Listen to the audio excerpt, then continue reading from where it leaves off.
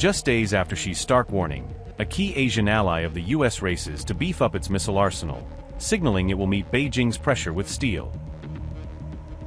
Beijing could soon face a deadly kill zone in the Taiwan Strait, as Taipei moves to stockpile roughly 1,800 anti-ship missiles designed to tear into any approaching invasion fleet. Learning from the wars in Ukraine and Iran, Taiwan is betting big on swarms of missiles and drones to blunt the PLA's advantages and make every kilometer of water around the island a trap. Can Taipei's Harpoon and Feng missiles really stop China's invasion armada, or merely raise the cost of an attack that Beijing believes it can win? Trump appears ready to test Xi's red lines by pushing a $14 billion arms package for Taiwan. Will more American weapons deter Beijing or trigger the very clash both sides fear? Taiwan plans to expand its anti-ship missile arsenal to more than 1,800 weapons by early 2029, according to reports, dramatically increasing its ability to threaten Chinese naval forces near the island. This buildup is intended to strengthen deterrence against a potential Chinese blockade, with Taipei seeking to raise the costs and risks for any attempt to cut off the island's sea lanes. Taiwan is shifting toward an asymmetric warfare strategy designed to offset the People's Liberation Army's advantages in ships, aircraft, and overall firepower. The strategy reportedly centers on large numbers of relatively cheap but lethal missiles and drones, which can be dispersed, hidden, and used to strike high-value targets at sea. Taiwan's armed forces want to ensure they can survive an initial Chinese missile and air onslaught, rather than being crippled in the opening hours of a conflict. Military planners therefore focus on retaining enough strike capability after any opening barrage to continue hitting Chinese ships, landing forces, and logistics hubs. Taiwan's parliament has also approved an extra $25 billion for purchasing munitions from the United States, underscoring how central US-made weapons are to its defense plans. Additional long-range precision missiles are now in development or being procured, aimed at striking Chinese vessels in the Taiwan Strait and forces massing at coastal embarkation points. These new systems are intended to hit Chinese ships in the strait itself or target troops and equipment concentrated at ports and staging areas along China's coast before they can sail. The core of Taiwan's anti-ship arsenal will consist of US-made Harpoon missiles and domestically produced Feng series missiles, which together provide layered maritime strike options. Defense experts say this combined missile force could turn parts of the Taiwan Strait into a deadly kill zone, making any large-scale amphibious assault extremely costly for Beijing. Notably, Taiwan is closely studying how Ukraine and Iran have used drones and missiles in recent conflicts, looking for tactics and technologies that could be adapted to its own defense. Taipei is also seeking approval for a new US arms package worth up to $14 billion, which would further expand its stockpile of advanced missiles and supporting systems. These moves come just weeks after Xi Jinping warned Donald Trump that mishandling the Taiwan issue could spark a superpower conflict. Meanwhile, China is also boosting its naval firepower, adding to the arms race at sea as Taiwan and the United States step up their deterrence plans.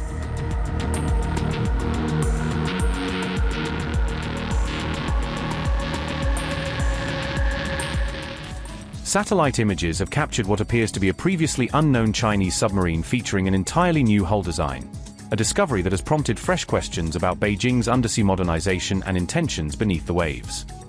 Researcher H.I. Sutton reported the initial details for Naval News, and those findings were subsequently cited by Militani, providing the first open-source acknowledgement of the platform and drawing immediate attention from naval analysts worldwide. No official information about the submarine has been released by Chinese authorities, so the public assessment relies heavily on classified sourced imagery, open-source intelligence, and expert technical analysis to infer the vessel's characteristics and possible role.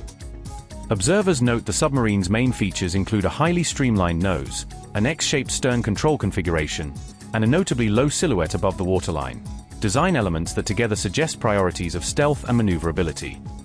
The vessel was reportedly built without a traditional superstructure, a novel trait that analysts say would likely reduce hydrostatic drag and hydrodynamic resistance, improving both speed and acoustic discretion when submerged.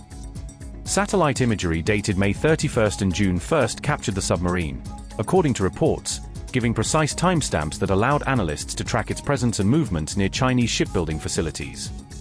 In the images, the submarine was moored beside a large barge outside the JN shipyard in Shanghai, a location known for heavy industrial activity and for supporting complex ship construction logistics and outfitting operations.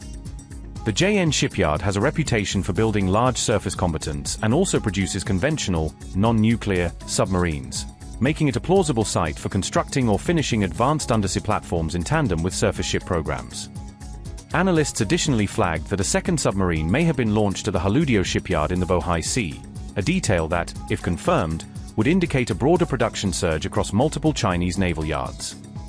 Open-source speculation suggests the new submarine could be nuclear-powered and roughly 120 meters in length with a beam of about 10 to 11 meters, dimensions that, if accurate, would place it among China's largest undersea vessels and imply significant range, endurance, and payload capacity.